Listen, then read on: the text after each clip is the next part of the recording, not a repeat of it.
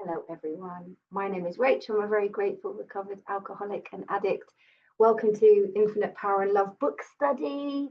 We are on page 142. So we are in, hi Dolores, welcome. We're on page 142. So over the past couple of weeks, we've been talking about Hank Parkhurst. So I'll just show you picture of him in case you've not seen what he looks like before. He was a real, very, very important, one of the pioneers of AA. And unfortunately, he's not spoken about so much because he drank again. And in the early days of AA, they, they didn't have, I guess, as much success rate. They needed this book to, Hank Parkhurst was the entrepreneur. He was the real salesperson.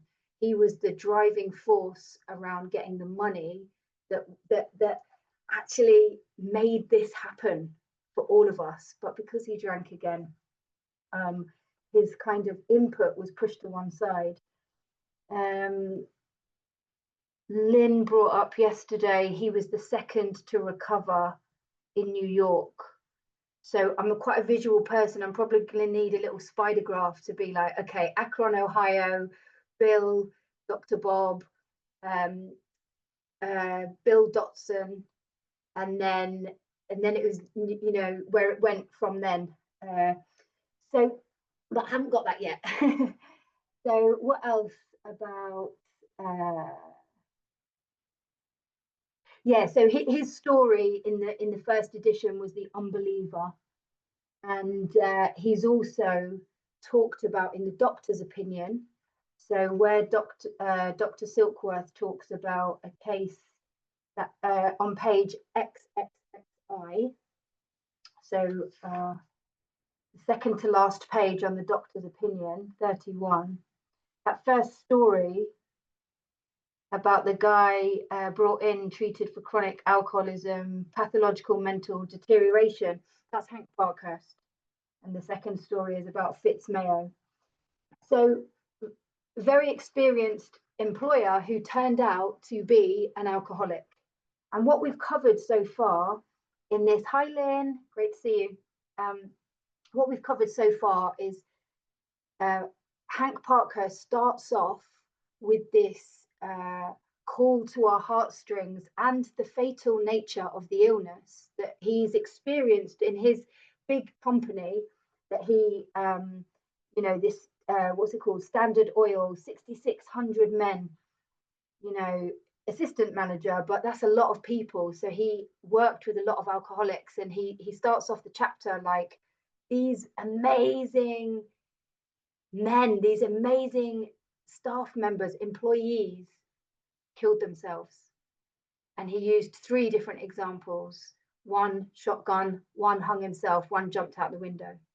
And it tells us on page 30, doesn't it? Like, many pursue this into the gates of insanity and death. So then he takes a little turn in his writing and he starts to appeal to the kind of financial element. And, this kind of salesman is like, if you've got a big company, you probably are going to employ alcoholics. And he talks about it being an illness and saying, like, shouldn't they have the same chance that if somebody, a good employee had cancer or a good employee had another illness, would they not be worth saving? And he talked about so far different people and how they might abuse that a little bit. They might try to take the mick, manipulate the situation. But with some people, you will see that they do really want to get well. And again, this part of the book is very much like we're remembering back in the day. If we think about when this book was written, they just wanted to inform people to help everybody involved. It wasn't just the alcoholic, but it was the wives and the families of the alcoholics, the employers of the alcoholics, and the medical fraternity as well. Remember, hi Elle, because because they didn't know what alcoholism was. Hi, Sherry-Ann, Cheryl-Ann, sorry. So they used to lock us up. They used to literally lock us up until this medical estimate came about. And Dr. Silkworth was like, these guys are really different. So we're on page 142. And he's just been talking about if you've got an employee that you do want to help, so somebody who you know is not trying to take the mick, this is the guidance that we would give you. So just at the top of the page, it says, oh, actually, I might just read from the bottom of page 141, just for context. Okay, so perhaps you have such a man in mind. He wants to quit drinking. That's a big thing. We have to want it for it to work. And you want to help him, even if it only be a matter of good business. You know more about alcoholism. Beautiful. In the other book study, we do like a color code, and orange is the solution. And this is like, the more we can educate people about the illness of alcoholism and addiction, the more chance people have, because we do literally have a solution. So you can see that he is mentally and physically sick. So I always squiggly underline when I see mind and body, mental, physical, because it's literally the whole way through the book. It's like mind and body, constantly reminding us that we're different in that sense. And there's another reference there to being ill, not like diseased or infected. It's like it's a reference to it being an illness. So you are willing to overlook his past performances. Suppose an approach is made something like this. State that you know about his drinking. So honesty, clarity, not sweeping things under the carpet. Hey, Jessica. Sorry, let me just turn that on silent. That's beeping at me. That's going to distract me. There we go. No longer sweeping things under the carpet, pretending that it's not happening, or just blowing up and waiting for the catastrophe to happen, which is inevitable with every alcoholic, because we can't keep the wheels on. The wheels are going to come off. We're just on page 141 at the bottom of the page. So state that you know about his drinking and that it must stop. You might say you appreciate his abilities, would like to keep him, but cannot if he continues to drink. A firm attitude at this point has helped many of us. So, getting to that place where it has helped many of us, I'm sure, but it's also not gone through for many of us. But we'll carry on reading. So this is where we left off. Next, he can be assured that you do not intend to lecture, moralize, or condemn. And we know, don't we, that just doesn't work. Shaming someone, I think I did I do a little reference here? I haven't done it here, but it springs to mind, in the doctor's opinion, it's 2028 XVII, frothy emotional appeal. It's not going to work. It doesn't matter how, and we're not intending to lecture, moralize, or condemn. That if that was done formally, it was because of misunderstanding. And I love that. Misunderstanding, like not understanding the illness, not understanding the solution. This is a problem. But it's also, it shows like humility with the employer, doesn't it? It's like, I may have done this before, but this is not how I want to behave now. So if possible, express a lack of hard feelings towards him. Again, in my original book, hi Julie, I've got humility, because this has obviously been brewing in the situation at work. We're just on page 142. At this point, it might be well to explain alcoholism, the illness. So again, whenever it says like explain alcoholism, I'm just like, this is the solution, right? This is how me as the alcoholic, I'm only going to understand what is wrong with me if I understand the illness. I'm only going to understand like that it's doomed to failure. Sorry guys, bear with me 1 second. Okay, yeah, this explanation, this really is the solution. For all involved as well, because of the obviously we're into employers now, but if we think about the other chapters that we've just read, working with others, well, all of the chapters are, especially the first, the first four, all around step one is like explaining what the problem is and then what the solution is. So it helps everybody involved. So then it calls it an illness again. Say that you believe he is gravely ill. So I've squiggly underlined that. It continually tells me through the book that this is a fatal, chronic, progressive illness.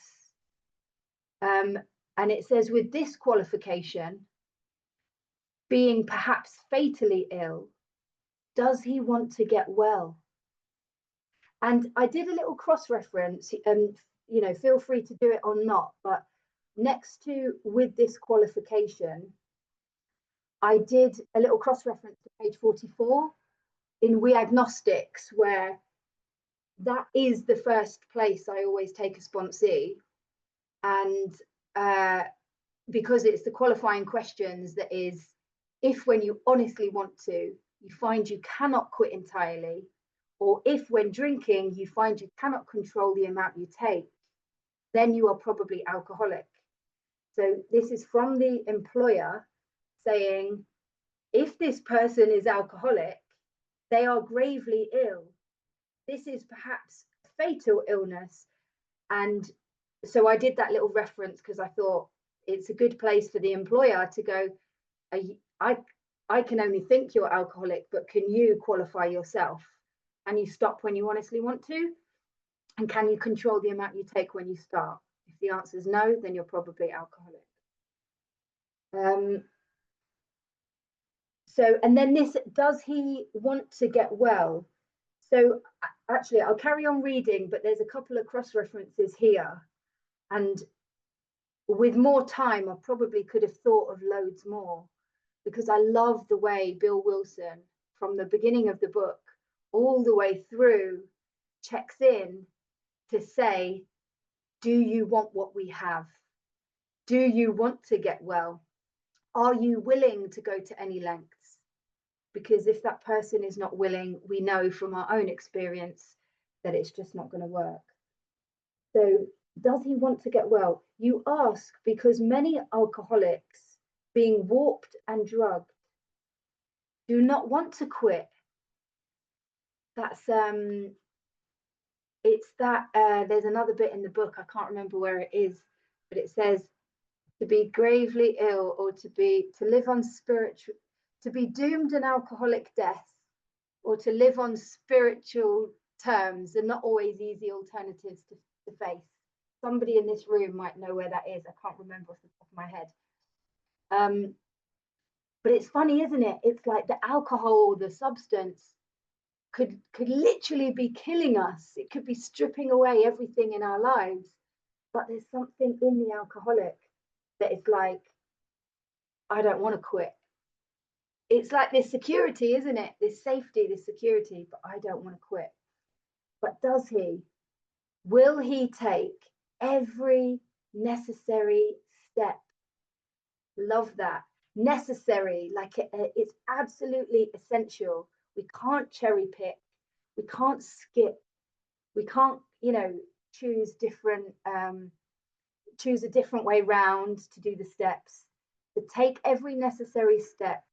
And then it says submit to anything to get well.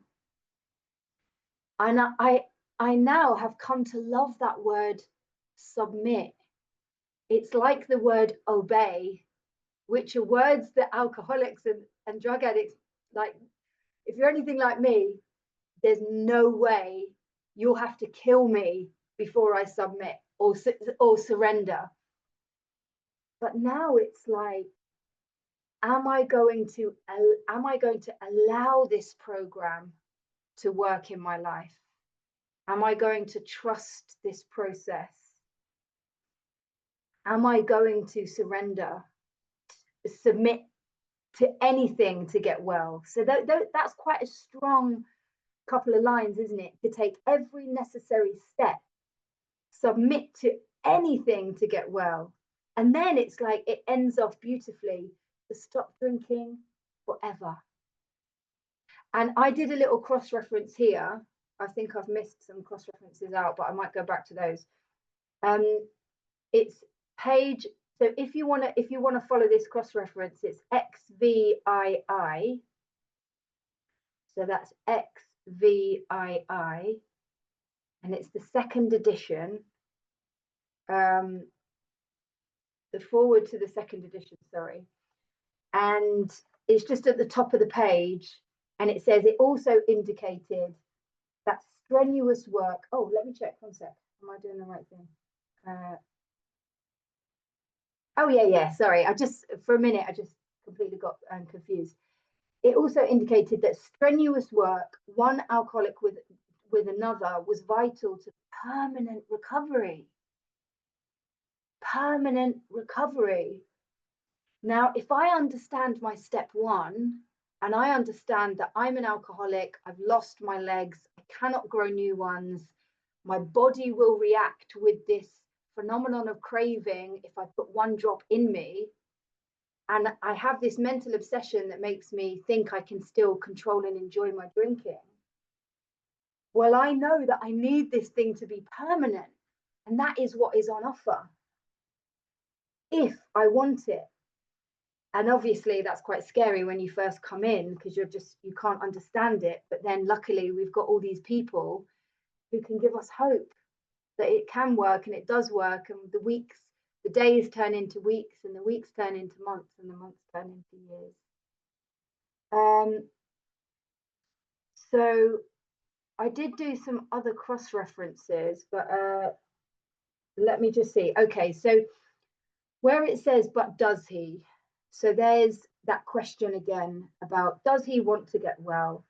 And, but does he? So I did, if you want to write in your book, you don't have to, but just if you wanted to, 58, 90, and 112.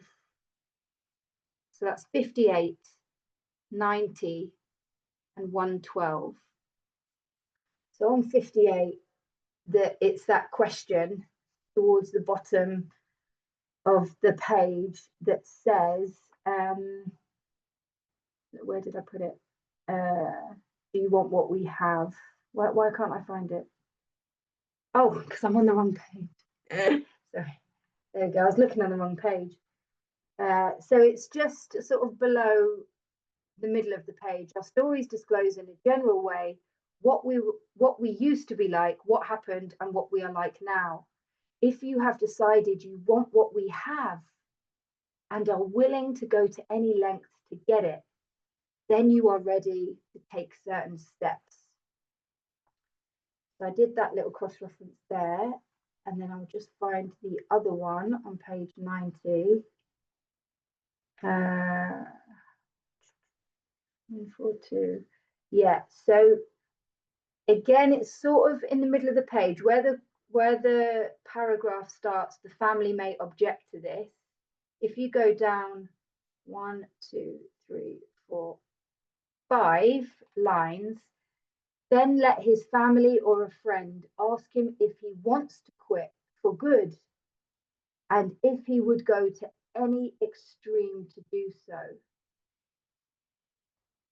And then the other one, let's have a look on 112. And it's the second to last paragraph. So suppose, however, your husband fits description number 2, Go down a few more lines, and then it says, but after his next binge, ask him if he would really like to get over drinking for good. Do not ask that he do it for anyone else. Just would he like to? And like to is in italic. You know, I really want to start doing these handouts because there's so many threads. I love seeing them. I love like seeing it on paper, like, wow, how many times? And I think it'd be good for us visual people that, you know, need to see it as a visual. So there's loads of places in the book where it's asking, do you want this? Are you ready? Are you willing to go to any lengths? If he says yes, does he really mean it? So I'm back on page 142 now. Or down inside, does he think that he is fooling you and that after the rest of his treatment, he will be able to get away with a few drinks now and then? We believe a man should be thoroughly probed on these points. Be satisfied he is not deceiving himself or you. Now, even though they've got this in here, it was written by Hank Parkhurst and apparently thoroughly edited by Bill Wilson. I still think that that's quite tricky because with us alcoholics and addicts, we can really mean it. We can be so convincing, you know, so asking the employer to be like absolutely satisfied that he's not deceiving himself or you is a bit of a hard task because the alcoholic or addict may genuinely want to get well, but then not maybe be willing to put the action in. And that's what we'll see when we're working with sponsees. You know, we're only asked to practice these spiritual principles to the best of our ability, spiritual progress, not rather than spiritual perfection.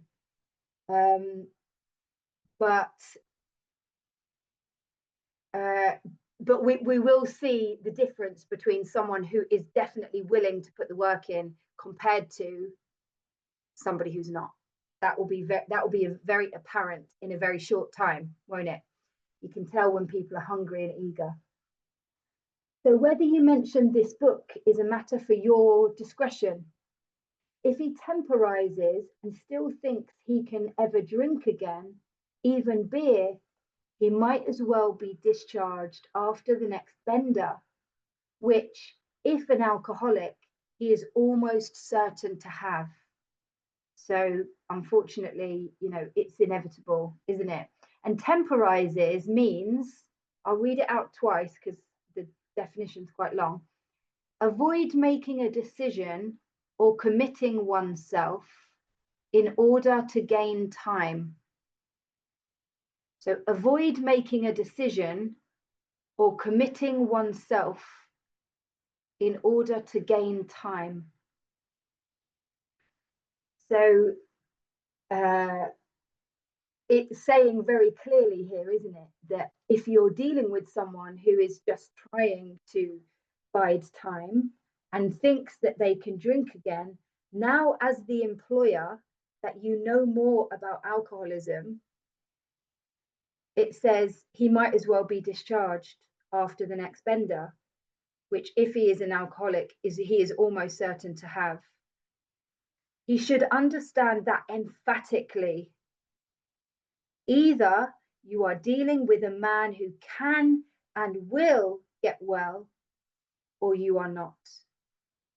If not, why waste time with him? This may seem severe, but it is usually the best course. So again, he's said, hasn't he, like this might seem harsh, but it is quite understanding. This is Hank Parkhurst, who is a big employer, but he also became an alcoholic. So he's gone from being that boss man that's just like, I just want you to perform well consistently, to now having an understanding about, hi Joey, welcome. You know, now having an understanding about this powerlessness and not being able to stop and being a really brilliant person, but not being able to perform well at work because of this. So we've got a little cross-reference here to page 96,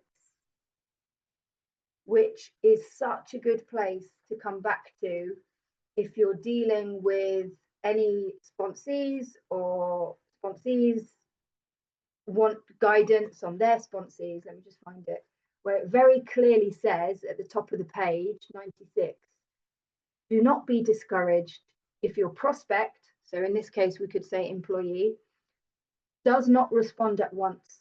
Search out another alcoholic and try again. You are sure to find someone desperate enough to accept with eagerness what you offer. Here we go. We find it a waste of time to keep chasing a man who cannot or will not. So that cannot and will not, or sorry, cannot or will not work with you. That kind of sticks hard in my mind. Cannot or will not. That kind of arrogance, that lack of action, or that lack of understanding that this is such a hopeless case. Without it, you know, if you're the real deal, it is going to get worse. So you've got an opportunity to grab, accept with eagerness what we are offered. And very clearly, you know, we find it a waste of time to keep chasing a man who cannot or will not work with you. And then it says, if you leave such a person alone, he may soon become convinced that he cannot recover by himself. To spend too much time on anyone's situation is to deny some other alcoholic an opportunity to live and be happy. So in this context, we can sort of think of it like to live, to work, and to be happy.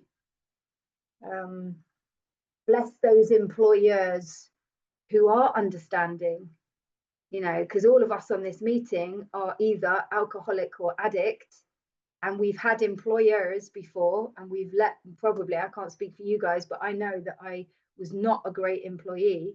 So imagine that employer, maybe not an alcoholic, who is trying to learn about alcoholism and allow us the grace to get well, because they believe in our capacity and our capabilities when we're not in the madness. Isn't that such a gift? It makes me think of like the, you know, the amends process and people that I, you know, didn't show up my best for, kind of thing. That's what this chapter also brings that up, as well as to wives, which makes me think, and the family afterwards, which always makes me think of how challenging it is for the people around us, that they've had to put up with this kind of behavior of an alcoholic. So if oh, where am I? Have I just turned the page? Oh yeah, so we're back on 142. After satisfying yourself that your man wants to recover, I've underlined wants in SIP, you know, and that he will go to any extreme to do so. I've squiggly underlined any extreme. How many times through the book, I think I've done some other cross references in a different place where it's like, no middle of the road solution. Are you in? Are you fully in? This is any extreme to do so. You may suggest a definite course of action. And I've squiggly underlined action. It's such a common word. It's such a common thread throughout the whole book. And I like the word course of action. Like I'm taking this direction. I'm taking the whole course, whether it's a full meal, like a full course of meal, or a directional course or a learning course. It's like I'm taking this choice of action, and this whole program is designed for living, this course of action.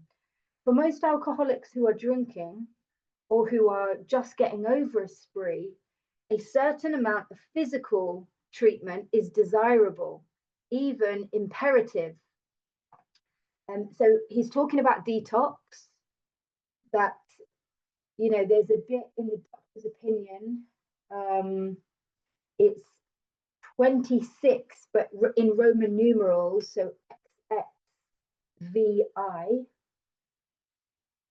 And then there's another one just opposite on the page, which is XXVII. The 26 and 27. We'll just flick over there. And Dr. Silkworth is talking about, you know, our brains need to be cleared so that we can accept what's on offer. Let me just find it. Yeah. So XXVI, it says, bottom of the page, though we work out our solution on the spiritual as well as an altruistic plane, we favour hospitalisation for the alcoholic who is very jittery or befogged. More often than not, it is imperative that a man's brain be cleared before he is approached, as he then has a better chance of understanding and accepting what we have to offer. And then just at the bottom of that page, XXVII, it says, of course, an alcoholic ought to be freed from his physical craving for liquor, and this often requires a definite hospital procedure before psychological measures can be of maximum benefit. So, yeah, for many, many people, that is a course of action that has to take, and it's talking about it here. It says, so back on page 143, I hope I'm going okay at an okay pace. Is everyone all right? Yeah. If ever I do go too quickly, good stuff, you can always reach out to me at any time. We can go over it. So back on page 143, the matter of physical treatment should, of course, be referred to your own doctor. Whatever the method, its object is to thoroughly clear mind and body of the effects of alcohol. So I always squiggly underline mind and body. There it is again. We're mentally and bodily different. And there's also a bit, for some reason, my mind has gone blank as to what page it's on. I feel like it's on page 60 something. When the spiritual malady is overcome, our minds and bodies, but I won't get distracted. I'll just stay on this. Sorry, my mind goes toot, toot, toot, to little threads. I'm like, oh, does that link up with that? So here we go. In competent hands, this seldom takes long, nor is it very expensive. So I've put a big exclamation mark there. You don't have to do that. It's maybe a little bit controversial, what I'm about to say. It's, I don't know, maybe it's an opinion, I don't know, so forgive me if it is. It probably is an opinion, so just forgive me. But, you know, unfortunately, because of our illness globally, this has become like an industry where people can make a lot of money in institutions treating alcoholism and drug addiction. And this is my opinion, so forgive me. If they're not teaching the 12 steps in that treatment center, I'm just like, is this not a moneymaker? Because if you're a real alcoholic or addict, you're not going to be able to stop. You might be able to go to an institution and pay a lot of money, but as soon as you go back out, that mental obsession and that spiritual malady and that allergy of the body is going to get you at some point, and you will end up back in that treatment center. So, you know, like that it says here, in competent hands, we are people who have a solution, and it's absolutely guaranteed to work. In competent hands, this seldom takes long, nor is it very expensive. In my, well, that actually, some people do need that detox. They do need that separation. Big book costs £9–10 maybe now. So whatever course it takes, that you need that separation, then we've got this beautiful solution that's literally a tenner that can, if you're willing, it will work. So your mind will fare better if placed in such physical condition that he can think straight and no longer craves liquor. This bit, it gets me a little bit because of the language for craving and phenomenon of craving. And I always try to help newcomers understand the difference between, it's not like a craving like, oh, I fancy a Chinese tonight on a Friday night. The phenomenon of craving is set off once I've put the substance into my body. So where they've used the word craves liquor, it sometimes could be a bit confusing, but I'll let it go. And it was written by Hank, not Bill. Exactly. It's not like a, oh, I fancy some chocolate. When we're talking about the phenomenon of craving, and sometimes people get that misunderstood, the word craving. So I don't quite like it in here, but again, that's just my opinion, forgive me.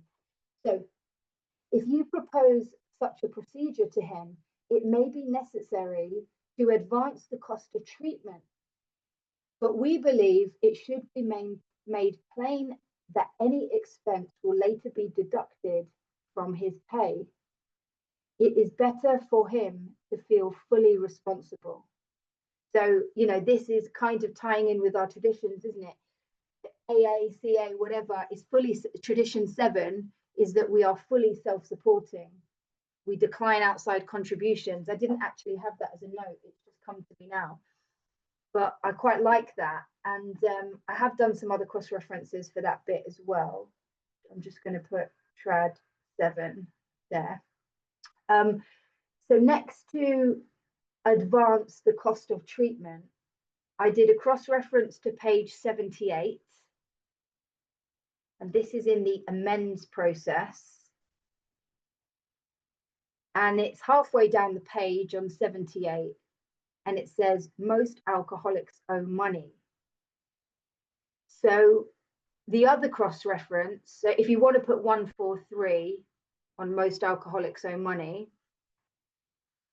the other cross-reference is 105, and it's in To Wives, and it's just at the bottom of the page, and it says, there was never financial security. Positions were always in jeopardy or gone. An armored car could not have brought the pay envelopes home. The checking account melted like snow in June. So we're just, I just said Charlotte. Hi, Charlotte.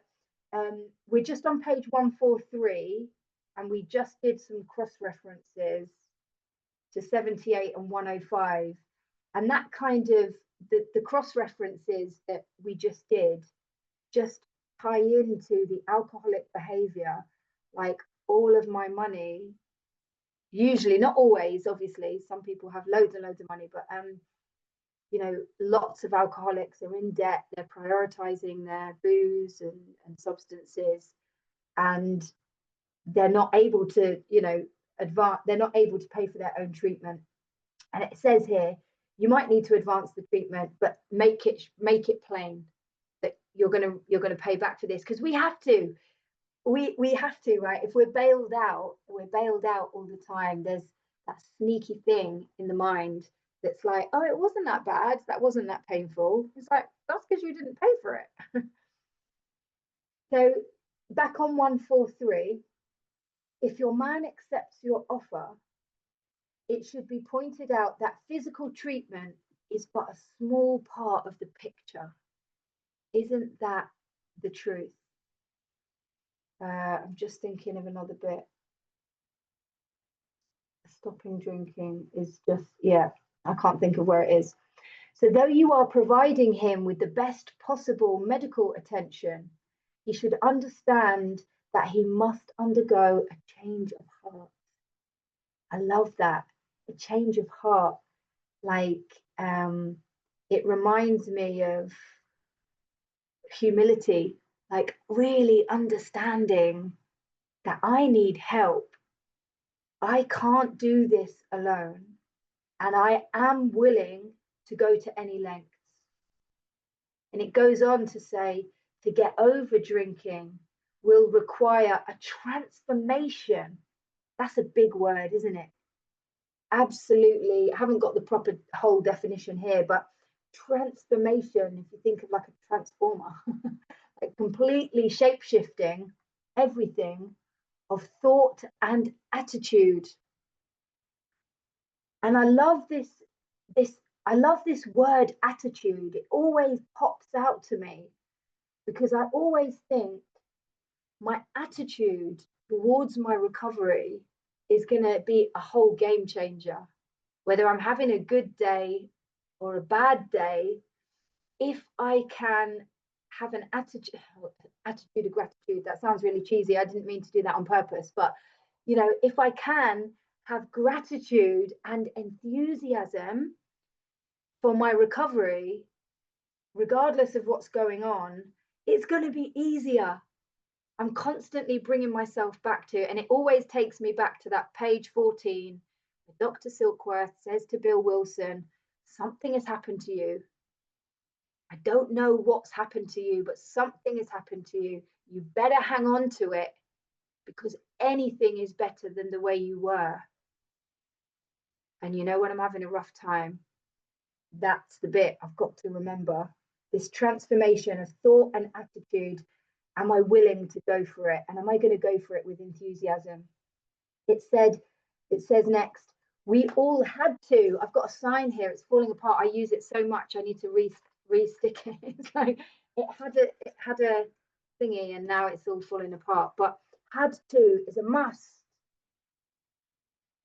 We all had to place recovery above everything. For without recovery, we would have lost both home and business. And right there, I did a cross-reference next to everything to page 58. And there was 2 bits on 58. Was there 2 bits? One sec. 142. Yeah, I think I did 58. We beg of you to be fearless and thorough from the very start. So the last paragraph on the page, halfway down the paragraph. Oh, sorry, I didn't read that whole sentence. With all the earnestness at our command, we beg of you to be fearless and thorough from the very start. And there was another bit. I'm getting confused because maybe I didn't write down. Maybe it was willing to go to any lengths and are willing to go to any lengths to get it. So that was making me think of, I have to place recovery above, and no middle. Oh, was it no middle of the road solution? Yeah, I think it was that, no middle of the road solution.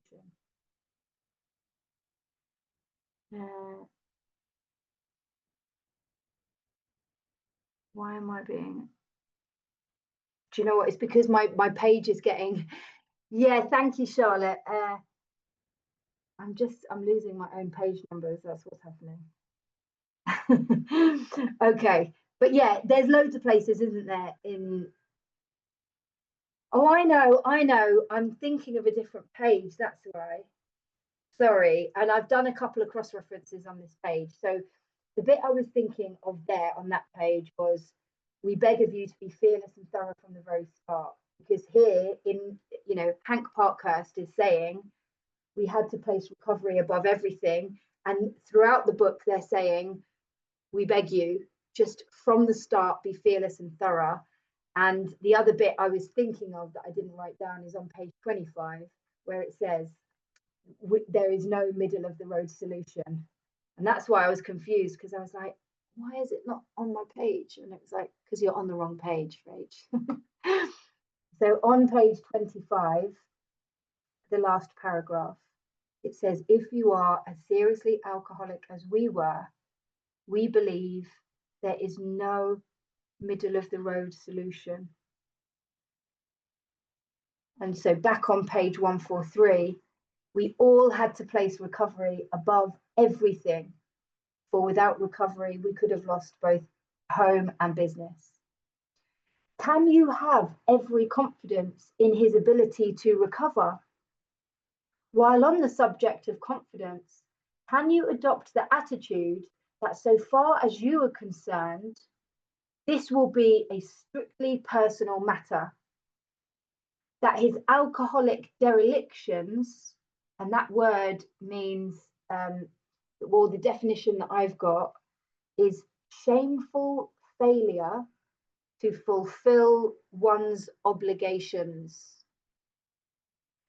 So shameful failure to fulfill one's obligations. Derelictions. That his alcoholic derelictions, the treatment about to be undertaken, will never be discussed without his consent. Who you see here, what you hear here, when you leave here, let it stay here. This confidentiality. I love that, without his consent. It might be well to have a long chat with him on his return. To return to the subject matter of this book, alcoholism and how to get well, it contains full suggestions. Love that. Full suggestions. Everything we need is contained in this book to have a treatment for alcoholism. We're not cured, but we have a daily reprieve contingent. Am I willing to go to any lengths? So it contains full suggestions by which the employee may solve his problem. To you, some of the ideas which it contains are novel, so meaning new, unusual, different of any kind. And remember, back in the day, people really did not know what alcoholism was. They just thought that we were crazy. Well, we are really, aren't we? But imagine I'm drinking myself into terror, bewilderment, frustration, and despair. I'm not showing up for work. I'm starting to wet the bed. I'm falling down and hurting myself.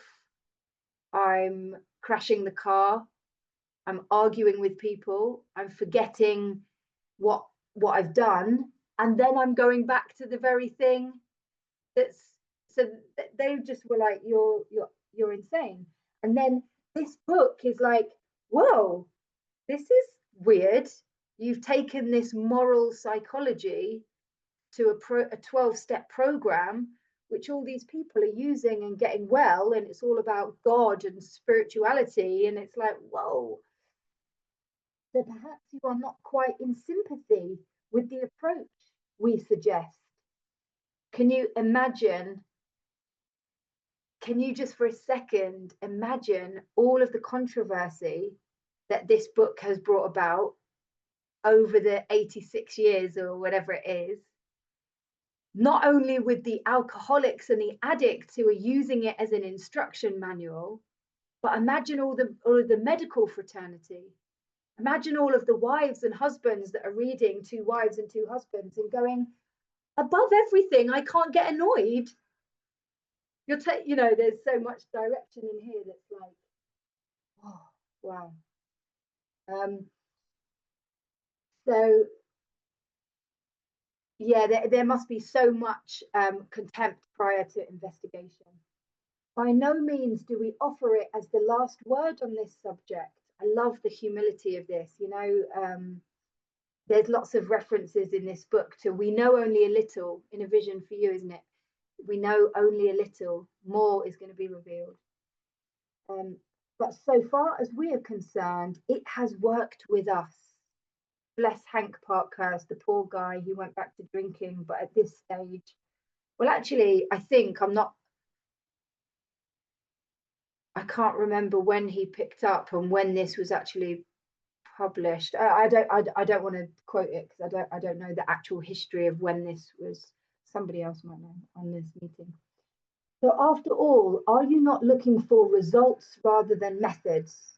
So again, can you imagine all of the people who have tried to pick the 12 steps apart? Can you relate to doing it yourself when you came in going, why? Like, why? Why have they even put that there? Like, why didn't they do it this way around or this way around? And it's like, dude, are you the alcoholic who, do you know what I mean? So after all, are you not looking for results rather than methods? And actually, if we look at the facts, let's look at the record. This absolutely works. Whether your employee, so above that, I've got sponsee as well. We could apply this to sponsees. Whether your employee or sponsee likes it or not, he will learn the grim truth about alcoholism. Ouch. I've done some cross references here. I love the definiteness of that line. It's quite ominous, isn't it? It's quite sort of morbid, but it's like, whether you like it or not, if you're the real deal, you will learn the grim truth about alcoholism. So I did a cross reference to page 30, which is a very, very powerful page. And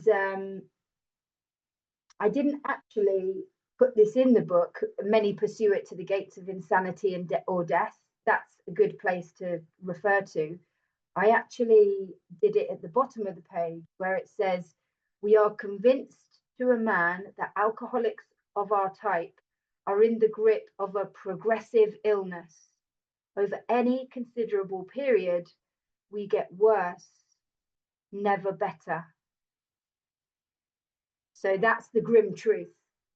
It's a progressive illness and it is going to get worse without a spiritual solution. And then I did a cross reference to 85, where it says, so in the middle of the page, where it says it's easy to let up on our spiritual program of action and rest on our laurels.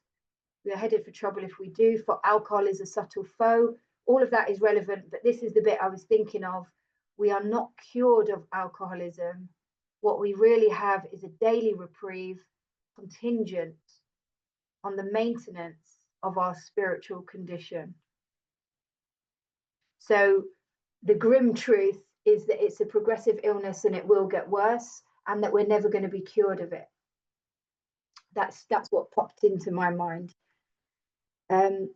So back on page 144, that won't hurt him a bit, even though he does not go for this remedy.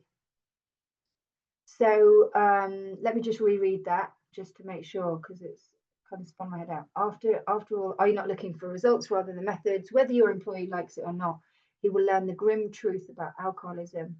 That won't hurt him a bit, even though he does not go for this remedy. So the knowing, I love the word remedy because it reminds me of like a holistic, like homeopathic healing, like a spiritual healing.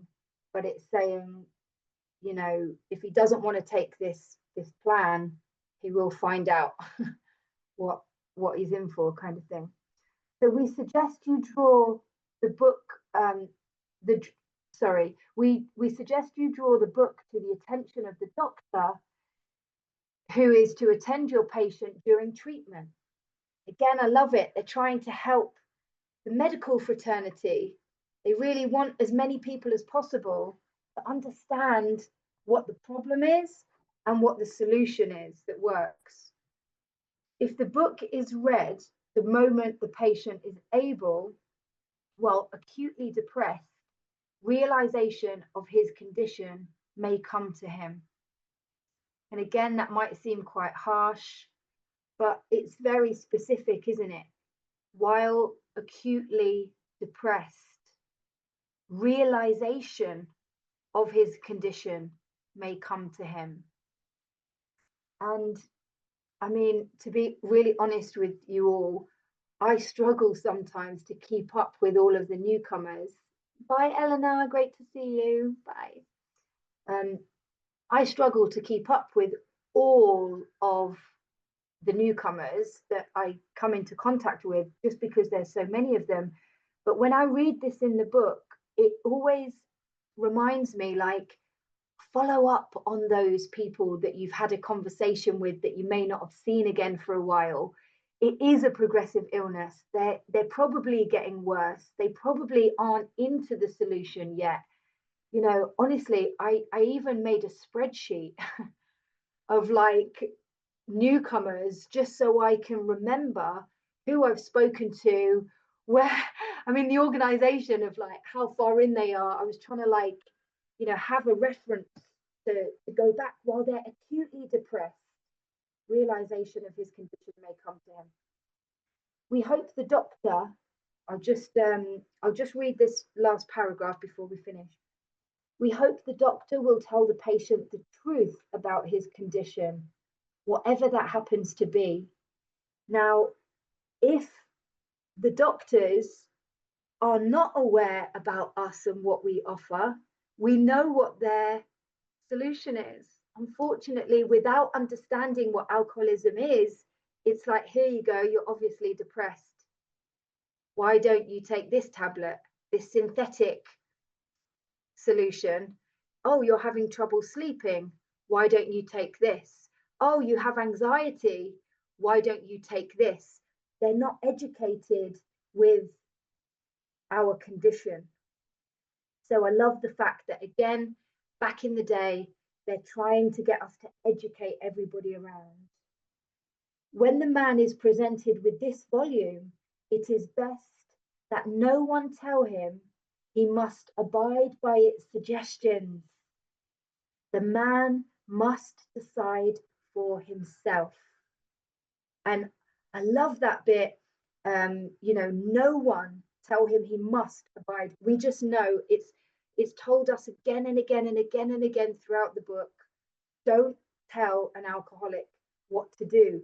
The suggestions in the other book study that we do, I've just mentioned that the suggestions are a really polite must. You know, they're a polite way of saying, you know, if you're the real deal, we suggest you take this course of action.